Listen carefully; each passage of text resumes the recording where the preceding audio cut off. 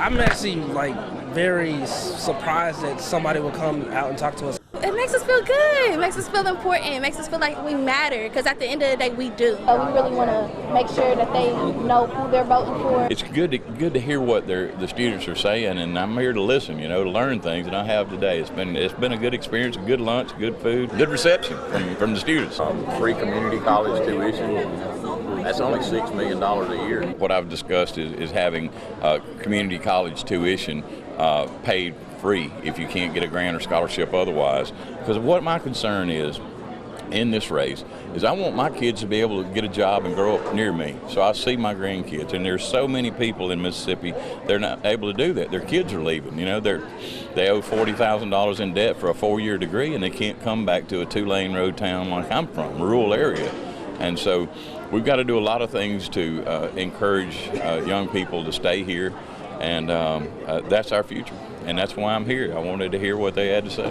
They take that money and give it to their stockholders, and we don't, it doesn't help us. So we've got to make sure working folks are at the table when decisions are made on economic development things. The difference in this race is that I fight for working people, and Tate Reeves' fought to take care of Tate Reeves and his corporate masters. I mean, it's what it's turned into is our government has been taken over by large corporate interest who give large campaign contributions.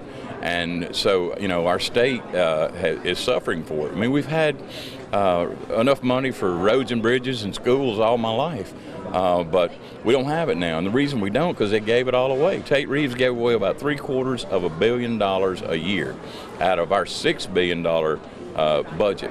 And the reason he did that, so that the corporations would give him campaign contributions. He's raised about $10 million.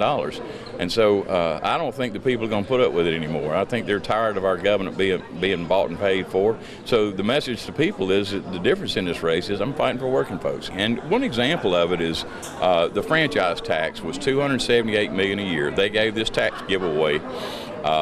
It's within the $418 million tax cut that they did 2 years ago. $278 million, 78% of that goes to large out-of-state corporations.